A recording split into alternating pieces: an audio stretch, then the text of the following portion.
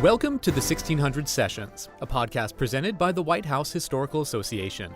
In each episode, White House Historical Association President Stuart McLaurin interviews luminaries, historians, and eyewitnesses to history about America's most famous residence and office, the White House. We open the doors to 1600 Pennsylvania Avenue, because it's not only the President's house, it's the people's house. Death comes to every home, including the White House. From the loss of cherished family members to presidential funerals, there are many established White House traditions surrounding grief. These rituals have helped bind the nation during times of tragedy, unifying Americans around the country and throughout history. Lincoln's funeral train takes off from Washington, D.C. It stops at 10 different cities so that more Americans can actually see Lincoln's funeral car. They can experience grieving in the moment. Teddy Roosevelt and his brother Elliot, they were at their grandfather's house in New York City. Two small little boys in the window who were watching the Lincoln Parade. It's a level of grieving we haven't seen before in American history. In this episode, Stuart McLaurin explores the history of presidential mourning with the association's senior historian Matthew Costello, Calvin Coolidge biographer Amity Shlaes, and Kevin Ekstrom of the Washington National Cathedral. You're joining us today from our offices in historic Decatur House, across the street from the White House. Today we're talking about a somber topic, which was the subject of our latest issue of our quarterly journal, White House History. We're talking about death in the White House, how our nation throughout history has commemorated the passing of presidents and presidential family members, and how first families have dealt with grief during their time in the White House. Our first guest is a familiar voice to our listeners. We'd like to welcome back the association's senior historian, Dr. Matthew Costello, who authored an article in the journal on the history of presidential mourning. Matt, thanks for joining us again on this podcast. Thank you, Stuart. Matt, let's start at the very beginning with the death of our first president, George Washington. I think it came as a surprise to many Americans when Washington passed away on December 14, 1799, at his home at Mount Vernon. He was 67 years old and had retired from the presidency only 3 years before. The White House was still under construction, and the Capitol was set to move from Philadelphia to the federal city, Washington, that was named for our first president, George Washington. How did our new nation commemorate his passing, and what traditions did it start for the mourning of presidents that would follow? So Washington's death is a national event. He's very much a national icon. Even though he's in retirement, Americans think of him as the founding father of American independence. And when he passes away, there isn't necessarily a state funeral as we think of today, but there is widespread grief expressed throughout the country. There was actually over 400 different ceremonies and memorials. Some even involved empty coffins, empty caissons that were transporting Washington's symbolic body through the streets of Philadelphia, New York, Boston. There was debate whether or not Washington should remain at Mount Vernon or whether he should be interred in the United States Capitol. Ultimately, his family decided, according to his will, that he wanted to stay buried at Mount Vernon, and the founding father presidents that followed him in death followed that tradition.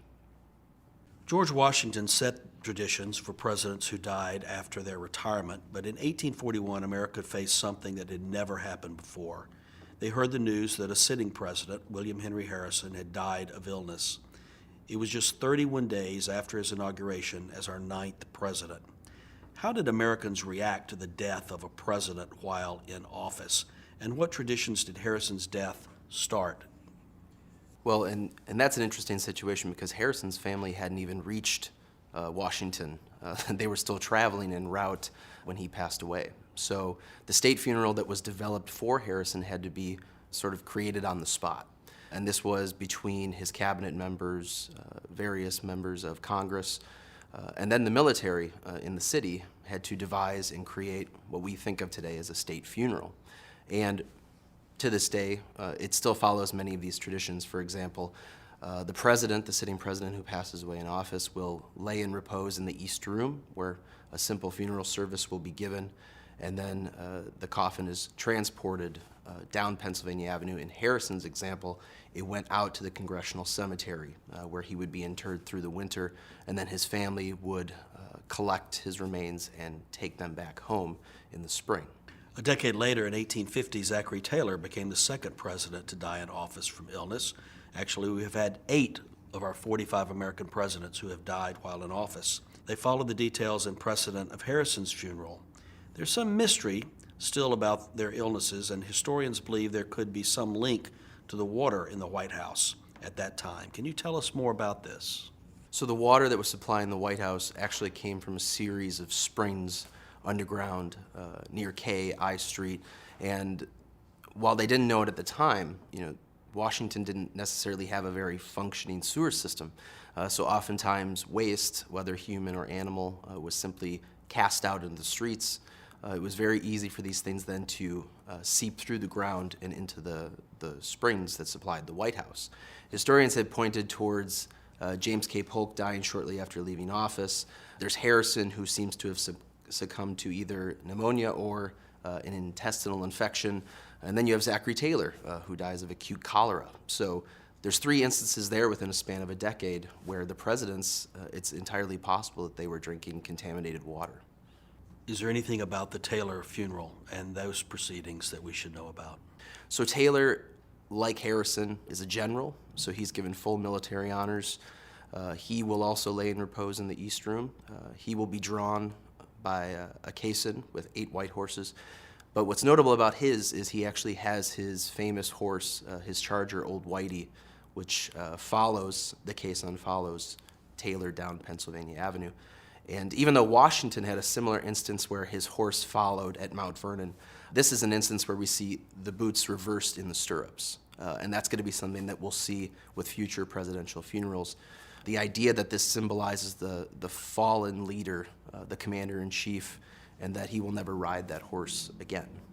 In modern times, we're familiar with the funeral home, where the body will be taken to a funeral home and prepared and then be brought to a church or something for a ceremony. What do we know about the early preparation of presidential bodies for those first 2, for Harrison and Taylor?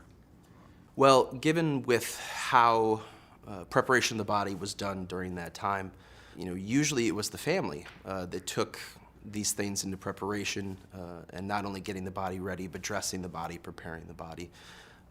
And in that time, it actually would have been more the using of salts and various scents, because embalming hadn't emerged yet as a technology. Really, it's with Abraham Lincoln, and right around the time of the Civil War, when embalming becomes a major breakthrough, not only in terms of being able to preserve the dead longer, but you have to keep in mind with the Civil War and so many people dying in battlefields far off, this was a way that they could preserve these men who fought in the war and actually send their remains home to their families. So it was in 1865 that America again experienced a great national tragedy in the assassination and the death of President Abraham Lincoln. Just 65 years into the existence of the White House itself, and that building has seen the mourning of 3 American presidents. How did the nation respond to this shock of an assassination, the first assassination of an American president, and what traditions did his funeral service establish? Well, you have to keep in mind that this is as the Civil War is sort of reaching a culmination. General Robert E. Lee has surrendered. The war is essentially over except in the West. And Lincoln looks forward to reconciliation between the North and the South. In fact, he makes that a big part of his second inaugural address, that the South will be welcomed back into the Union as long as they follow the policies that are laid out by his administration. When Lincoln is assassinated, there's an outpouring of mourning that we haven't seen since Washington's time, I would say. And it rivals Harrison and Taylor, certainly. But I think within the context of the United States has just fought a bloody civil war for the last 4 years, it's especially traumatic for a lot of Americans. And it will follow the traditions very much in the same way of Harrison and Taylor, but Lincoln does have some new things added. The Lincoln catafalque, which actually is used in the Capitol Rotunda to put the coffin of the person laying in state, is actually built, it's ordered by the Commissioner of Public Buildings, Benjamin French, It's assembled and it's used for the Lincoln funeral, and then it resides actually in what turned out to be Washington's empty tomb in the Capitol. That's where they store it when they're not using it. And then, actually against First Lady Mary Todd Lincoln's wishes, there was a strategy to then send Lincoln's remains on to various cities and state capitals. In fact, he stopped at 10 different cities on his way to his burial in Springfield, Illinois. Presidential history overlaps in interesting ways. There's actually a future president that would witness the Lincoln funeral train. Who was that and where was that? So that was actually Teddy Roosevelt and his brother Elliot. They were at their grandfather's house in New York City. And you could find a photograph online, but there's two small little boys in the window who were watching the Lincoln parade. As I mentioned before, Lincoln's funeral train takes off from Washington, D.C. It stops at 10 different cities, one of which is New York City. And what makes this mourning process unique is that there's never been anything like this. Yes, presidential remains have been transported by train before, but not going out of the way to their burial site. In fact, it's deliberately taken to Baltimore, to Harrisburg, Philadelphia, New York, Albany, Cleveland, Indianapolis, Chicago, and Springfield, so that more Americans can actually see Lincoln's funeral car. They can experience grieving in the moment. And in a lot of these places, they actually take Lincoln, his coffin, off of the train, and they'll put it on display in a state capitol rotunda or at a various local building where people can actually shuffle in and pay their final respects. So it's a level of grieving we haven't seen before in American history. Tell us what happened at the White House itself during the mourning for President Lincoln. Was it, you see the images of it draped in black, and how did those traditions begin, and what takes place to put the White House in mourning mode? Well, that harkens back to William Henry Harrison. There's a dry goods merchant who is responsible for decorating the White House, and he is the one who orders the wrapping of crepe all over the north front, because that was really considered the front of the White House. That's what people saw, and that's also where the coffin would leave, is out of the north side of the White House. Inside, the ruffles, the crepe, the mirrors decorated in black, all of that harkened back to Harrison, and it was continued for Taylor and then also for Lincoln. Grief was a familiar feeling in the Lincoln White House. He had lost a son while he was president.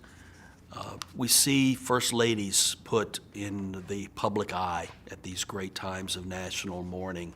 We think mostly of Mrs. Kennedy in that regard. But what was Mrs. Lincoln's time of mourning like, and how did she express that while all of these very public, very national moments of emotional grief, while those were taking place, what was she doing at the White House? Well, you have to keep in mind that Mary Todd Lincoln had already lost a son. They had lost Edward Lincoln before they moved to Washington. And then actually it was Willie and Tad were both infected with typhoid fever. And this again harkens back to the drinking of contaminated water. The Union troops that were stationed in Washington, D.C., them along with cattle, all of these things leached into the ground and affected the water. And these two little boys, both were infected, but only one succumbed to the illness. And President Lincoln and First Lady Mary Todd Lincoln, for the rest of their lives, couldn't bear the thought of being in the same place, in the same room that Willie was in.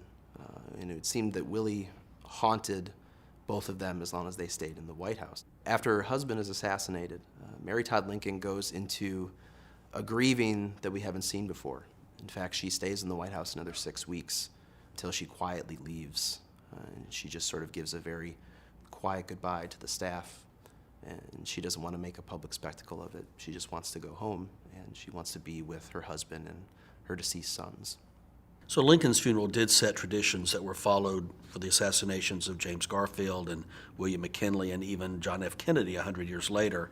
And then there was FDR's death, which came as a shock to the American people when he passed away from the White House. He was in Warm Springs, Georgia at the time of his passing in 1945, and World War II was still raging, and most Americans didn't even know that President Roosevelt was ill. Tell us about that funeral and what may have been distinctive or different about that presidential funeral. So up to that point in time, the idea of a president passing away from the White House, Warren G. Harding, it actually happened to him in San Francisco in 1923, and he was loaded up onto the train, sent back to Washington where he would lay in the East Room of the White House and then also lay in state in the Capitol Rotunda. And this was to be the model then to be followed. But Roosevelt had known for some time that he was not well. He suffered from a variety of ailments, and his doctors had tried to limit his stress. In fact, they had advised him against running for election again in 1944. But Roosevelt wanted to see the war through, and he went against that advice. And ultimately, when he died, it wasn't that great of a shock to the people who knew how bad his health was. In fact, they had made the decision, and Franklin Roosevelt, who was always a planner, had actually laid out some of the details of the things that he wanted for his funeral. One of which is that he did not want a grand, extravagant state funeral. It's part of the reason why he actually doesn't lie in state at the Capitol. The timing worked out with him passing away in Georgia so that when they put him on a train, they actually were able to build an elevated cart, and they added these longer windows so that Americans could gather at railroad depots, or even if they were just within sight, to see their commander-in-chief passing on his way back to Washington. He would have a funeral service in the East Room, and then he would continue northward to Hyde Park, where he wanted to be buried. And then today now is the site of his presidential library. President Kennedy's assassination was only 20 years after the passing of FDR, and of course that was a shock to the nation and the world, and a very significant moment in American history and American cultural history. How did the advent of television by that time in the early 1960s play a role in the national mourning and the pageantry and the ceremony of the funeral itself? Well, up to that point in time, to experience a presidential funeral, you had to be there. You had to be in Washington, seeing it, living it, and then as we advance through the 19th century, people can sort of experience grief when they see a presidential funeral train, or it stops at a local capitol and they can go visit. But that was something that, again, required people to sort of go out and physically demonstrate their grief. But with television, this is able to communicate presidential mourning faster than ever before in history. In fact, the estimates for the John F. Kennedy funeral was that 90 to 95% of Americans in 1963 watched the funeral coverage, which roughly translates to about 180 million Americans. What do we know about the planning of the Kennedy funeral? And it did take place in such a short period of time after a totally unexpected assassination. How did that happen with the Kennedys, and how is that planning now anticipated? And is there a way that plans are set in motion long before an actual event of this type takes place? Well, it's interesting because First Lady Jacqueline Kennedy was very adamant that her husband's funeral should be modeled on Abraham Lincoln's funeral. So that involved immediately doing research about what exactly transpired at the Lincoln funeral, what traditions were started, what were carried through for Garfield, for McKinley, for Harding, for Roosevelt. And this involved not only the military aids of the White House, but also the military district of Washington, so the various outlying military installations in the area, the 5 different branches, how they would each submit 2 members to be part of the bodyguard of the caisson. So they did a little bit of historical research, and Jackie Kennedy wanted to be very similar to Abraham Lincoln because that's how the country felt. It was cutting a leader down in their prime in many ways. And the only real major difference, I would say, with Kennedy's funeral is that most people just sort of assumed that he would be buried in Massachusetts. Pretty much all the presidents up to that point in time were either buried on their property or they were at least sent back to their native states and buried there. But it was actually a conversation that Jack had had with a friend about the beauty of Arlington National Cemetery. And when Jacqueline Kennedy heard about this, she reportedly said that he belongs to the people and he should be here. So the Kennedy family actually got to pick from 3 different proposed sites at Arlington National Cemetery, and the one that they picked is where he's buried today.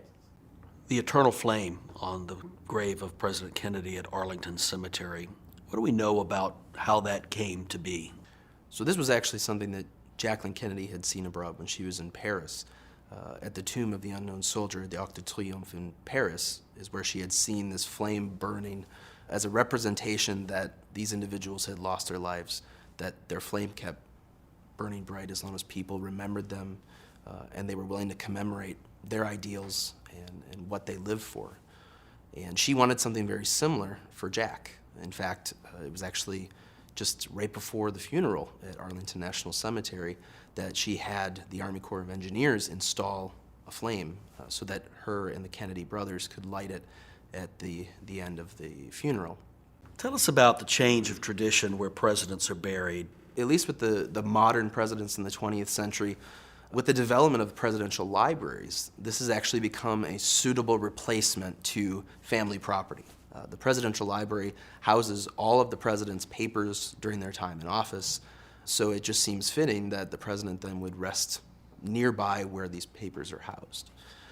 And when you look at the modern presidents, so Franklin Roosevelt, Herbert Hoover, Ronald Reagan, Richard Nixon, I mean, all these different presidents are buried at their presidential sites, Harry Truman as well. But we have seen former presidents who have passed away following their term in office. What happens with those presidential funerals, former presidential funerals? How is the White House involved? How is Washington involved? What takes place here? Who decides whether something is here or at a home state? And what traditions are there that are adhered to from presidential funeral to presidential funeral? Well, it's interesting with former presidents.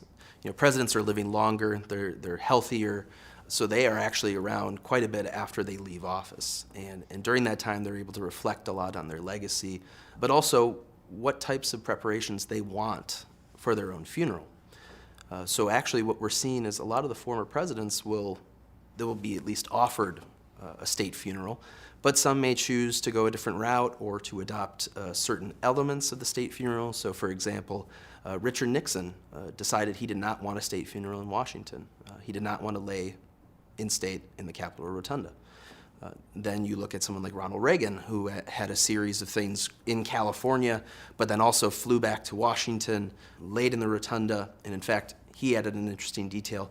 Traditionally, the coffin will enter from the east side of the Capitol, but Reagan wanted the west side so he could see California. That was one of the things he told Nancy.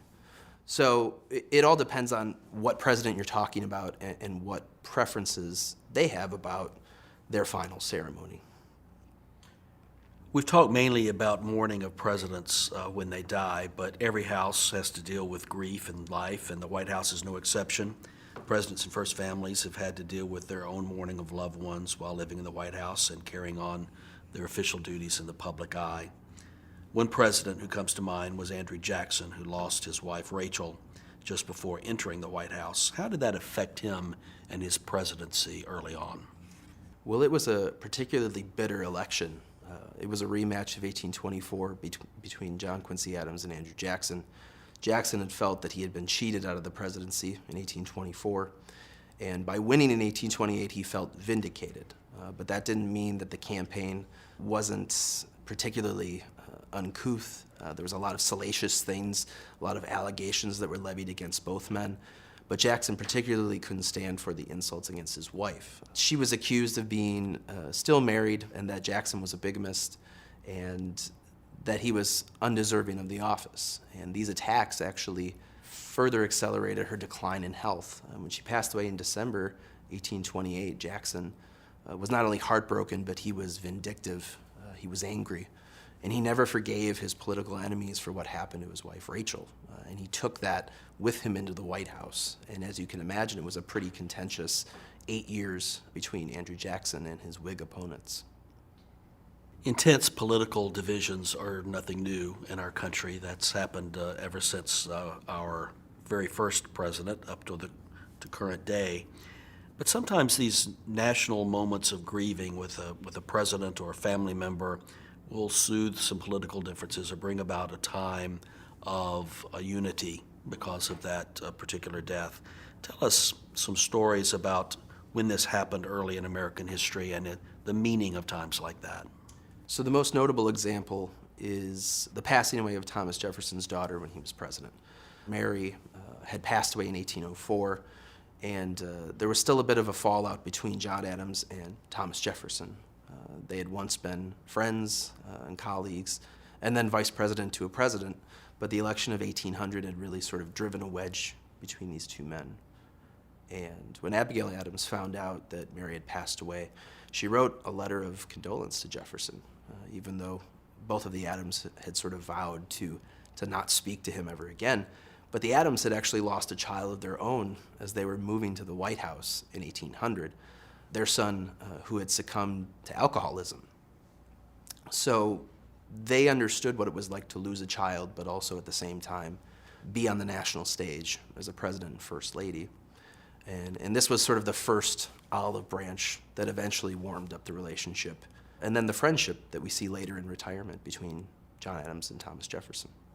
Other presidents have lost spouses while in office, first ladies while living in the White House. Which presidents, give us some examples of those and how the nation responded to that circumstance. So Letitia Christian Tyler passes away in September 1842, John Tyler's first wife. He will end up getting remarried a couple years later. But it's actually very similar to a presidential funeral that the First Lady lays in repose in the East Room. Funeral services are performed.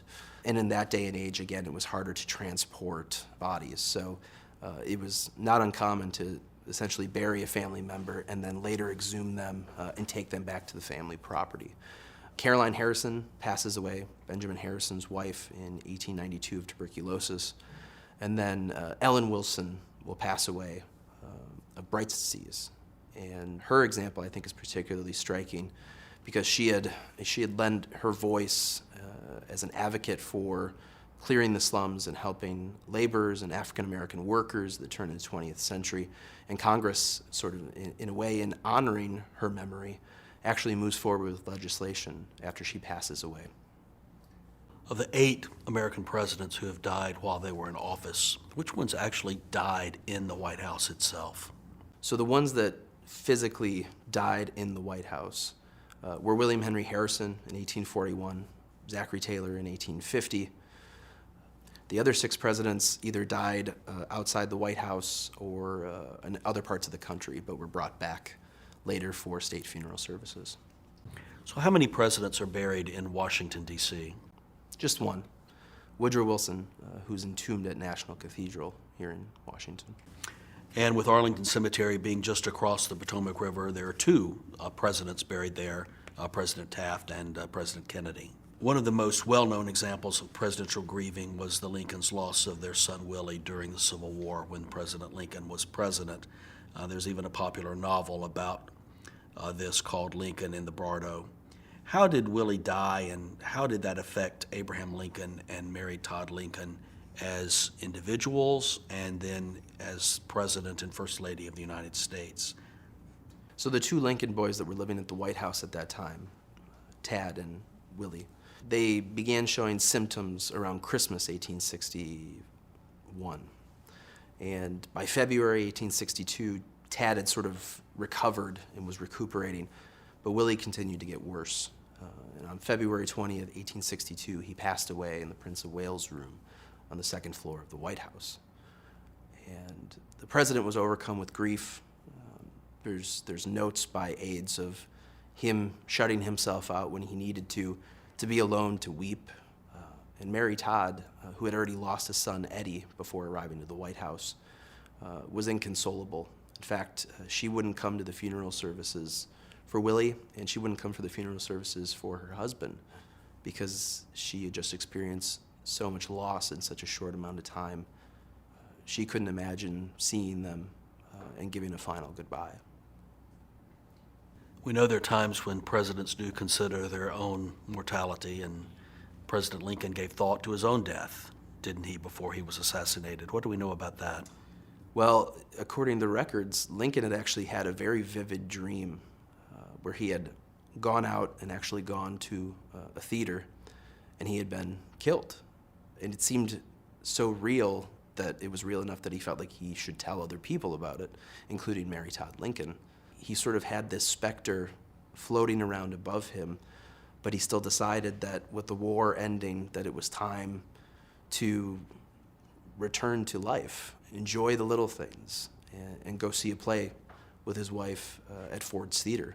And in a way, it was sort of a premonition for what was coming. In fact, I think part of the dream was there's a funeral being held, but Lincoln can't necessarily see who's in the casket until somebody tells him it's President Lincoln.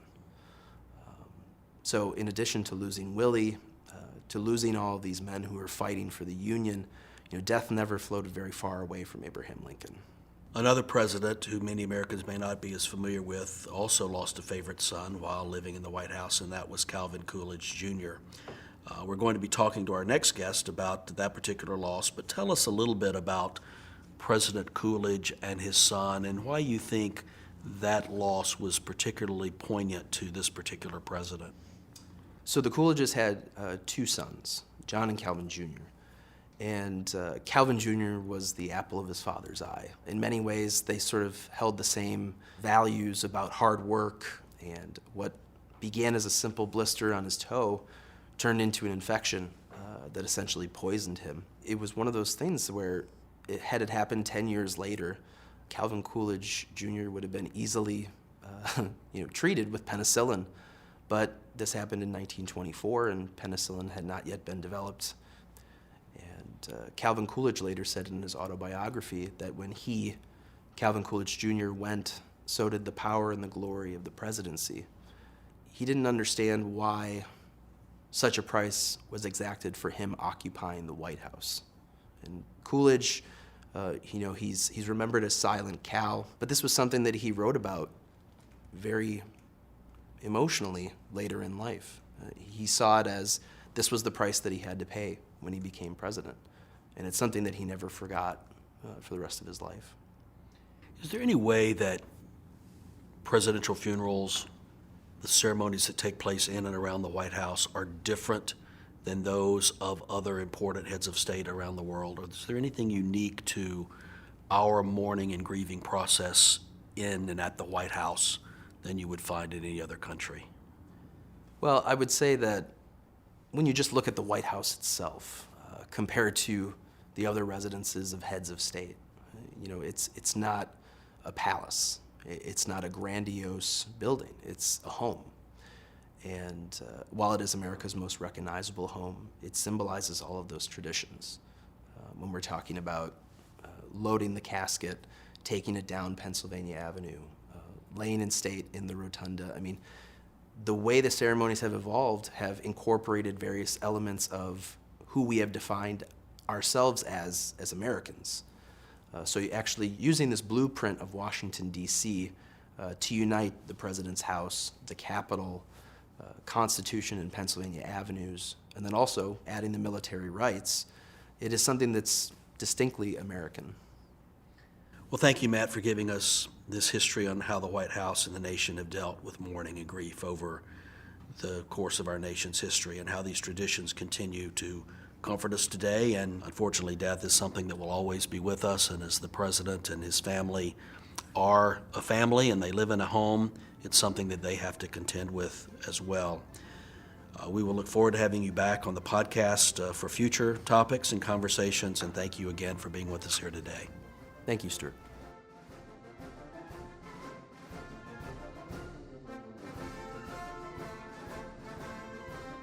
Our next podcast guest today is Miss Amity Shlaes, who is the author of 4 New York Times bestsellers, including Coolidge, a full-length biography of our 30th President of the United States. Amity also chairs the board of the Calvin Coolidge Presidential Foundation and authored an article about Calvin Coolidge and Abraham Lincoln for the most current issue of our White House History Quarterly magazine. We're speaking with her today by phone to talk about a president that many Americans might not know much about, and how he dealt with the grief of his son's sudden death in the White House in 1924. Amity, thank you for joining us on today's podcast. Oh, thank you, Stuart. First, can you tell us a little bit about Calvin Coolidge? He's a president that many may not know much about today. Briefly, who was Calvin Coolidge, and how did he actually become president?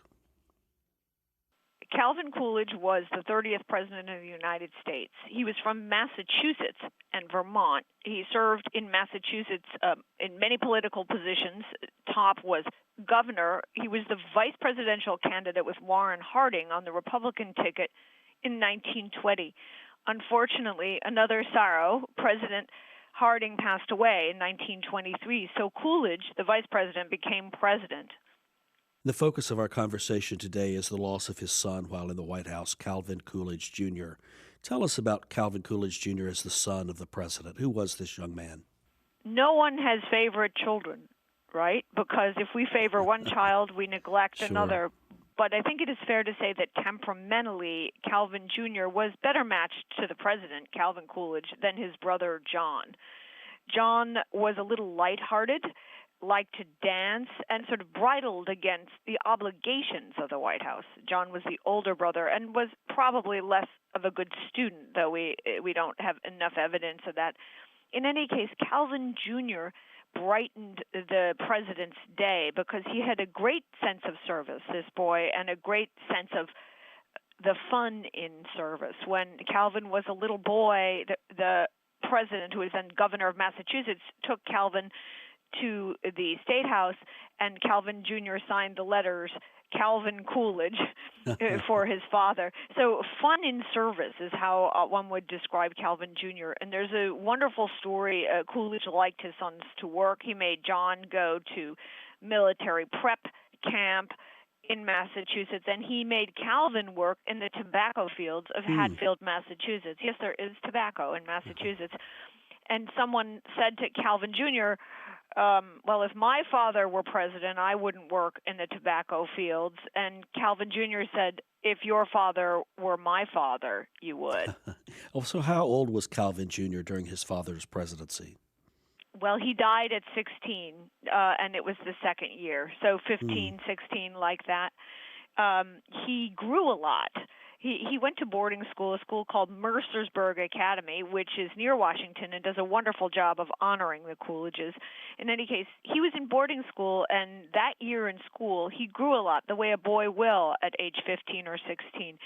And so one can surmise his sneakers did not fit. And he came home on a holiday and played tennis in tight shoes and got a blister. Calvin Jr.'s death was quite sudden, I understand, and left much of the nation in mourning. Can you tell us about the circumstances of his untimely death? Oh, yes, Stuart. One has to think, how can a blister from tennis, which is what he had, lead to a death?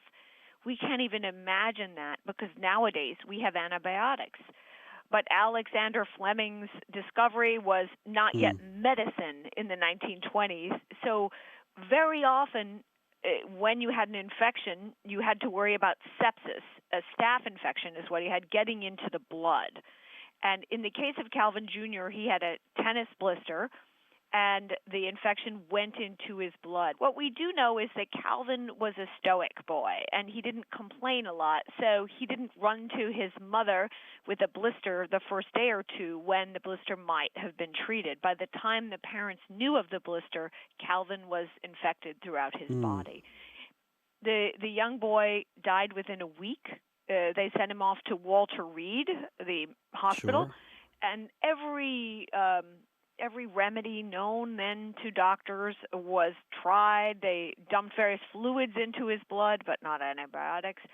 It was a terrible death because people knew he was dying, and he was a handsome young man, so it seemed almost impossible that he would die. And yet he did, and he knew he was dying. And the presidential couple, the First Lady and the President, went to Walter Reed and sat by his bedside. And when he began to hallucinate, they were there. The president took his mother's locket, a reminder of an earlier death, and pressed it into the dying boy's hands and said, this is where you're going. It was a great and prolonged grief for the Coolidges. They were present when they lost Calvin. And this was the first presidential child to die while his father was in office since young Willie Lincoln in 1862. And so you had the grief of the president and the first lady, which is on displayed to the public, and then the public mourns itself. Tell us a little bit about the public mourning of a presidential child in this case. Well, this is a very touching story. What was the political context of 1924, which is when Calvin Jr. died? Well, it was an election year, and in fact, the Democrats were holding a rather contentious convention in New York at Madison Square Garden, and they were going through ballot after ballot after ballot. It's a legendarily contentious convention, and nobody was nice to anyone. They were up to into the 80s on the ballots. And one night, all of a sudden, in the midst of the mayhem, there was a sudden quiet because the chairman told the people in the room, hush. He had something to announce. He announced the death of Calvin Jr. And the New York Times reported this scene. They said first there was silence, and then a slow moan went around this giant audience of political people. It filled the room, a moan of sympathy for the president from another party. The country was exhausted by politics, but suddenly the politics went away. And the newspaper wrote in an editorial very poetically about Coolidge and the death of his son. Their sorrows are his, as he frequently testifies, but in an especial sense, his grief is also theirs. There's a great love between a country and a president, whatever the party. And the president's father learned of his grandson's passing through the radio broadcasts. That's what we believe. Wow. This man holding one of the highest offices in the world and under great amount of pressure from his party and from the opposing political party and from the American people, then his family suffers this unspeakable tragedy. How did Calvin Coolidge, the president, respond to this?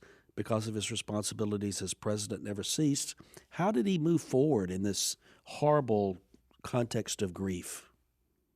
How does a president respond to a death or to a challenge?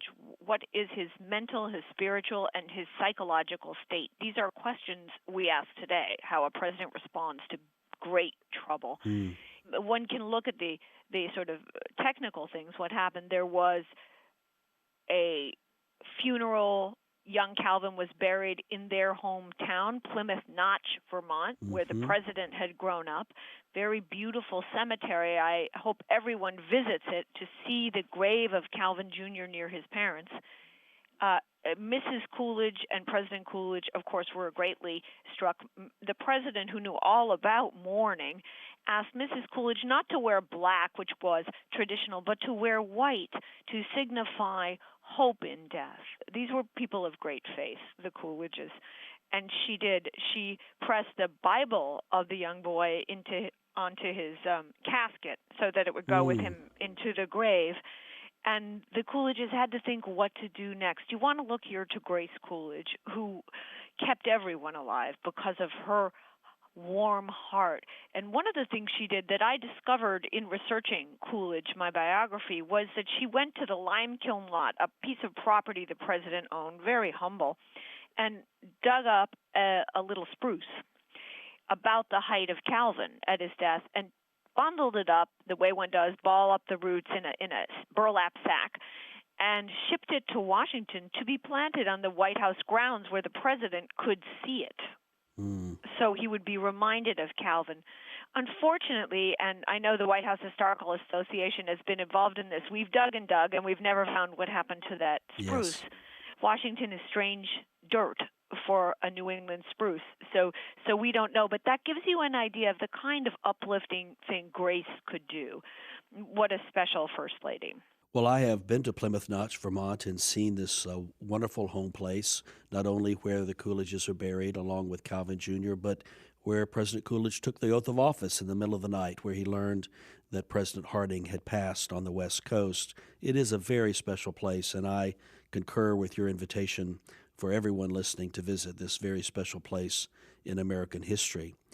When this death of his son occurred, there was the example of President Lincoln and Willie Lincoln. Did Coolidge look to Lincoln for any sort of solace or ways of coping or doing or handling such a scenario? Yes. Coolidge always looked to Lincoln. In fact, you can see him writing the introduction to a book about Lincoln by the progressive Carl Schurz, even before he was president. He said, Lincoln was beautiful in his plainness. He advised, view Lincoln as he was, that is to say, warts and all, rather than as some god. And at other points in his life, for example, Coolidge emphasized the humility of his background as Lincoln had. They both read the law, or read law, as it said. They didn't go to law school, which is very fancy. So he felt himself to be a follower of Lincoln, and he was more of a Lincoln type than many Republicans in that period. So the President Lincoln's son, had died, but Lincoln had not given up. Mrs. Lincoln perhaps gave up, but Lincoln did not get up. He prosecuted the Civil War after the death of Willie. Coolidge had his own war to prosecute.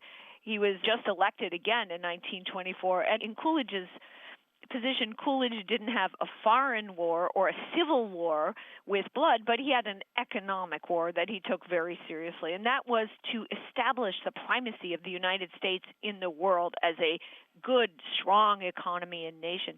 The situation was that the U.S. was in jeopardy because we'd indebted ourselves rather too much in World War I. So he wanted to balance the budget, strengthen the dollar, and pull the government back. He felt that was important. Coolidge finally managed, with his wonderful Treasury Secretary Andrew Mellon, to complete the tax cut in 1926. But he'd had to labor in 25 and 26, maybe even 24, to get the cut. A completely incapacitated man could not have led that campaign, and Coolidge did. But did the grief that he experienced from his son's loss continue to impact him during the remainder of his presidency and in the balance of his political career? Grief always impacts one. Yes, grief impacted him. But there are books, and I think they're respectable, but I respectfully disagree. There are books that contend that the president became a kind of psychological invalid because of the Depression over the death. My research suggests he did not. He withdrew more. He even, by the way, took political advantage of grief, and no one is beyond that in a political situation. So a mourning president evokes sympathy. Clearly, that helped Coolidge to win in 1924, and clearly he was not unaware of that, even though he never would have wished these circumstances to arise. So he mourned. He didn't want to see people, but that didn't hurt his presidency or his candidacy. And that's good to know.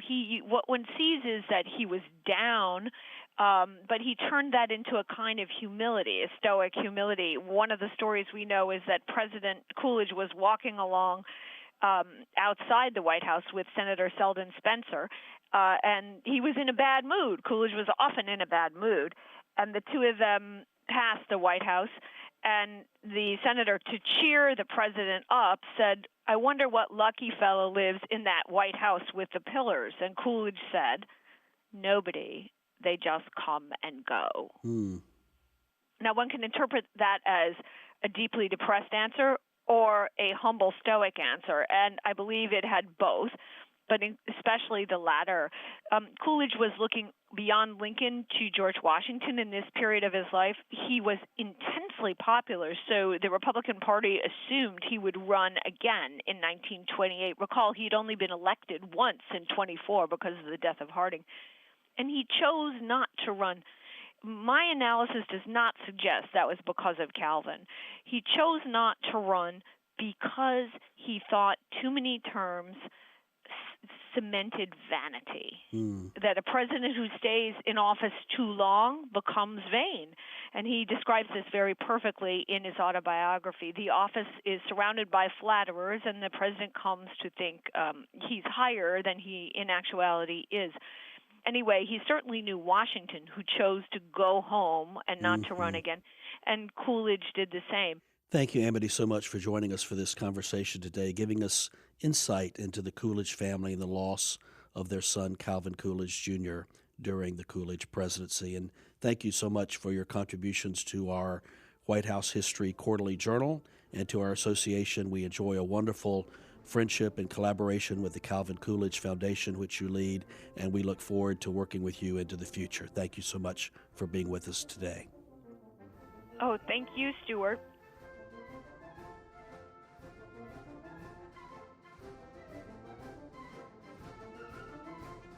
We're honored to have with us today Kevin Ekstrom, the Chief Communications Officer for Washington National Cathedral here in Washington, D.C. National Cathedral has had a significant connection to the White House, Washington, and the nation for over a century. It's played an integral role in memorializing our presidents and unifying faiths in our public life. And we're delighted to have Kevin here today to tell us more about the role of the cathedral in presidential mourning. Welcome. Thanks for having me. First, tell us a little bit about the history of National Cathedral and how it came to be built. So the cathedral, or at least the idea for the cathedral, dates back to the earliest days of Washington, D.C. Pierre L'Enfant and George Washington, when they were laying out the city, decided that there needed to be what they called a great church for national purposes. And originally, Pierre L'Enfant had laid it out downtown, roughly where Chinatown and the Portrait Gallery are today. And in their vision for this cathedral, they wanted a place for national gatherings, for Thanksgivings, but also for funerals. That was one of the original sort of ideas for the place. It lay dormant for about 100 years, so flash forward to the 1890s, and a group of wealthy Episcopalians who were, let's be honest, the elite of their day, got together just around the corner here and said, we ought to do something with this idea. So in 1893, Congress passed a charter starting the cathedral, and they had three purposes in mind: education, religion, and charity. And in 1907, about a little bit more than a decade later, President Theodore Roosevelt was there to lay the cornerstone of the cathedral. It took 83 years of construction to build. 83 years to the day, 1990, President George H.W. Bush was there to see the final stone go on top of the cathedral. For our listeners who've not had an opportunity to visit the cathedral, and if you come to Washington, it's an absolute must-see, describe it so they can visualize it in their mind's eye as we talk about this place of presidential mourning. So if you can, in your mind's eye, imagine what a Gothic cathedral would look like, either maybe St. Patrick's in New York City or Notre Dame in Paris, that's us. Gothic arches, stonework, stained glass windows. It's the sixth largest cathedral in the world, the second largest in the United States. It's made up of Indiana limestone. Everything was built on site using the old-fashioned method, essentially. Stone on stone, there's no steel reinforcement. It was made the way that they made cathedrals in the 1600s and earlier. It's massive, massive place. And located on a very prominent point in Washington. Right, so when they finally got around to the idea of building this cathedral that L'Enfant had talked about, the space downtown was taken. Downtown was built out. And so they looked around the city and they wanted a prominent place for the cathedral, and they ended up in basically Cleveland Park here in the city, and it's the highest point in the city. So you can see the cathedral from pretty much anywhere. And that was kind of by design. And the idea was that this physical structure, which would represent the sacred, would look down on and sort of look over the city where all the nation's decisions were being made. And so it was a prominent spot, and you actually look down on the Washington Monument when you're up at the top of the cathedral. In the long history of the cathedral, it has hosted many presidential funerals. Whose was the first, and how many have been held there? So the first service we held was actually for President Wilson in 1924, I believe, and that was a burial service. So President Wilson is the only president buried in Washington, D.C., and he's buried at the cathedral with his wife, Edith. And then we have had 7 memorial services for presidents since then, and 3 state funerals. For President Eisenhower in 1969, President Reagan in 2004, and then President Ford in 2007. Even when we haven't held the state funeral, we have held memorial services to mark the loss of a president. The reality is that the cathedral is on record as being DC's longest running construction project. So for much of the 20th century, we were a construction site, and it really wasn't equipped to host a state funeral. In President Eisenhower's funeral in 1969, the cathedral was only about half built. So it was a relatively small capacity crowd. With President Wilson being the only president buried at the cathedral, how did that come about, and is that possible to happen again? So one of the original intents for the cathedral was to be sort of America's answer to Westminster Abbey, where all the notables of British history, or a lot of them anyway, are buried. And so part of the original design would be that it would be the final resting place for American heroes. And Woodrow Wilson was going to be the first. So he was actually, after the presidency, he retired to Washington, lived on S Street, not too far from us. And they had the actual funeral at his house on S Street, but then the burial service was held at the cathedral. And he was interred in Bethlehem Chapel. Fast forward probably about 40 years, and his grandson, Dean Francis Sayre, who was actually born in the White House while President Wilson was president, living there, he had become the dean of the cathedral. He was a priest. He was in charge of the cathedral. So he had his grandfather, President Wilson, moved upstairs from the crypt, and now he's buried in the nave. There's not much time to prepare for a presidential funeral, obviously, and there's quite a bit to be done with the logistics and the ceremony, as it all happens so quickly, typically after a passing. How long do you usually have to get ready, and is there a process already in place are these things somewhat anticipated for former presidents so that a plan is generally known and it's just up to the execution? Yes and yes. The cathedral, now that we're sort of complete and finished, is equipped to handle any state funeral that is asked of us to hold.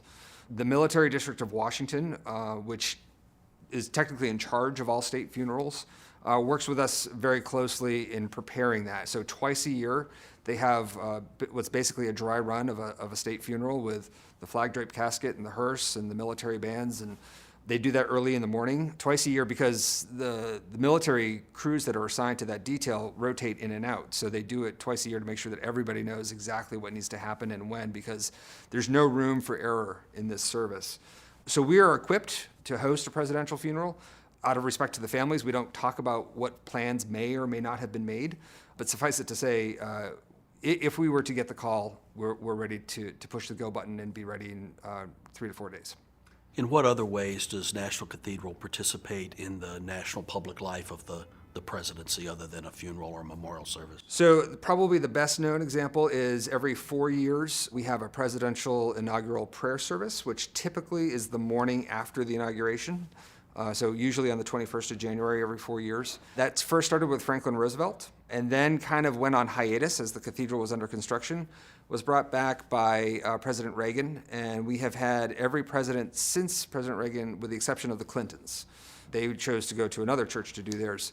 But that's an occasion for both the president and his incoming cabinet and administration to take a moment and kind of focus on what really matters, and also for the country to offer prayers for the incoming administration. The other thing we do is we host national services of great importance, oftentimes in times of great tragedy. So, for example, after the space shuttle exploded on its return, we held a service. After 9/11, we held a major national service of mourning. We've held national services for the death of Nelson Mandela and for earthquakes in Haiti and other places. Oftentimes the president comes, not always, but it's almost a fact of life at the cathedral, like that the president could show up at any time without much notice, and you just kind of adjust. The priest at the cathedral are Episcopal, and the order of worship and the traditions are in the Episcopal tradition.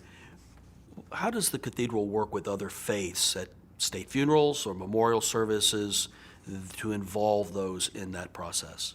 So, deeply embedded in the DNA of the cathedral is this idea that we are a house of prayer for all people. And that is people of faith, people of no faith, people of different faiths. Yes, we are a Christian cathedral. We have an active, vibrant congregation that's there every Sunday, but we are open to anybody who wants to come. And we take very seriously the idea that we aren't just a church, but that we are a national place of gathering in moments of great joy and great sorrow. So if you were to look at the most recent presidential prayer service held just about a year ago with President Trump, we had Native American, Jewish, Muslim, Mormon, Baha'i, Buddhist, Hindu, the whole panoply of faiths were represented. And the idea is that America is a diverse culture and a diverse society, and so we want people, whatever their faith background, to sort of see a bit of themselves at the cathedral. For Martin Luther King Day, we had service for 2,000 people, and it opened with Christian prayers, Jewish prayers, and Muslim prayers. So it's something we take very seriously. So yes, we are a Christian cathedral, and we take great pride in that, but we also try to be very open to folks from other faiths. The earthquake that hit the East Coast in 2011 caused significant damage to the Washington Monument and to the cathedral itself. And tell us about what happened to the cathedral on that occasion and what was done to fix that. So cathedrals historically have not been designed or built with earthquakes in mind, including this one. And so it caused about $34 million in damage. There's no insurance policy for that. And if you think of the way an earthquake moves, the seismic energy moves through the ground and looks for a place to release. And so it traveled up to the highest point in Washington, which is where we sit, and then it traveled up to the highest point in the building, the top of our central tower. And by the time the energy reached 30 stories above the ground, it kind of exploded. And so we have spent the last, I guess now 7 years almost, rebuilding slowly as the money comes in. So one of the things about the cathedral is that we're not underwritten by the government, and we're not underwritten by the National Church. Everything that we do there is privately funded. So that includes the earthquake repairs. So to date, we have finished about 12 million in repairs. We have about 22 million left to go, and we do the work as the money comes in. And so we've broken off the work into small chunks, and we do it each phase as the work comes in. But one of the really great things that's happened is, the cathedral was built by people all across the country, who would send in their pennies, and they would hold local fundraisers, and they would buy a stone, or they would buy a chair, or they would, buy a piece of a window. And we've seen that sort of come alive again as people across the country are sending in, $20, $25, $100, and so much larger gifts to help us get back to where we were in 2011. The Roman Catholic Archdiocese of Washington has supported us. The Church of Jesus Christ of Latter-day Saints, the Mormons, just gave us a check to help with the rebuilding. Immediately following the earthquake, when we were closed for safety reasons, a local synagogue opened its doors to the cathedral to hold services there. So it's been a really interesting and exciting process of collaboration, both to get the building open, but also to build new relationships that hadn't been there before. Are there any poignant or insightful stories that you can share with us from those 3 state funerals that were held at the cathedral? President Ford's funeral, Denise Graves, who a famous opera singer here in town, was the soloist, and I believe she was singing Amazing Grace, but Mrs. Ford was in the front row. The family typically sits on the right side, and the president and the government sit on the left side, if you're looking at the front of the church. And the camera captured her, and she just whispered to her daughter, beautiful, and she was visibly touched. What we try to do is be as accommodating to the family, but also to the nation as we can. So the thing about a state funeral is that it's not just a military operation, it's also a service. It's a Christian rite, R-I-T-E. And so it's a mix of patriotic but also religious, and so trying to get that balance right. So we'll have the military band, but we also have cathedral in full procession.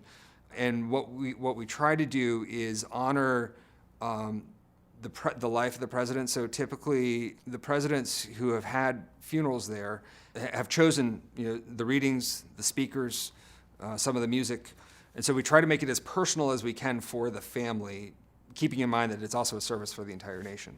During difficult times of grief or mourning in our country, the cathedral helps to act as a unifying national symbol and convening and gathering a place. Can you describe what you view as the mission of the cathedral and how important it is to the civic, cultural, and faith life of the city of Washington as well as our entire country? So in addition to being this house of prayer for all people, we also see ourselves very deeply as a convening power, a place that has the prominence and the platform, but also the ability to bring people together to talk about whatever the issue of the day is. So just a few months ago, we had former secretaries of state in to talk about nuclear disarmament. We've done a lot of work in the last couple of years, particularly after Charleston and Charlottesville, talking about race. Our approach with whatever conversation that we're trying to have is to treat each and every person, regardless of where they come from, what they believe, who they are, what their politics are, as a beloved child of God who has something to say. And so we listen. And what we try to do is model civil conversation. So often, in this culture, especially with Twitter and Facebook and 24-hour news, people are just shouting at each other, or they're trying to get the last thing in. And what we try to do is say, no, you know what? We're all adults here. Let's talk about this, and let's have the tough conversations that aren't maybe necessarily easy to have. So what we try to do is model civility and model how to have difficult conversations. And that, we hope, is a gift to the church but to the wider nation, is bringing people together, convening people, and hopefully coming up with a plan of action out of that. We think of the three significant places in town where funeral elements would take place. There's the White House itself, with the family and the home of the president. There's the Capitol, which is the building of the people, and the body will lay in state in there in the rotunda. And then the cathedral, the spiritual, the faith place up on the hilltop in the city. Do you think of yourself in that sort of makeup of that constellation of significant places in the city at times of mourning and other national times like this? The short answer is yes. The thing about the funeral is it's a state occasion, but it's also a religious service. It's not coffee hour. It's serious business that we're doing there, and it's serious not only from a state perspective, but it's serious from a faith perspective. And that's why, obviously we would work with the family for whatever shape the funeral would take, but the basic liturgy for that state funeral is the same liturgy that anybody would get. Now, granted, there's more bells and whistles and pomp and circumstance for this one, but it's straight out of the Book of Common Prayer, which is our prayer book. And so we take what we do there very seriously. And there's a reason why a funeral happens in a church, typically. It's because there's this notion that it's not just about us, that there's something larger going on here. And so, yes, we like to think of ourselves as sort of part of that triad, the presidency, the people, and God. And we try to craft it in a way that honors the office, that honors the individual, but also honors the faith. Well, thank you, Kevin, for joining us today to talk about Washington National Cathedral and its ties to the White House. And I really do encourage our listeners to see the cathedral. If you're here in Washington, and you may drive by it every day or look at it from afar, but it's been a while since you've gone in, take time to do that, and particularly see the work that they're doing with the reconstruction from the earthquake. It's quite an impressive undertaking. I'd also like to thank all of our listeners for once again joining us at the 1600 Sessions. You can learn more about this topic of death in the White House by reading our fall 2017 issue of White House History, or by visiting us at any time at our website, whitehousehistory.org. Thank you very much. You've been listening to the 1600 Sessions. This podcast is presented by the White House Historical Association and produced by Long Story Short Media. You can subscribe or download new episodes at the1600sessions.org. And you can help others find this podcast by rating and reviewing us on iTunes. Thanks again to Matthew Costello, Amity Schlaze, and Kevin Ekstrom. And thank you to the U.S. Marine Band Library, which provided the music for this podcast.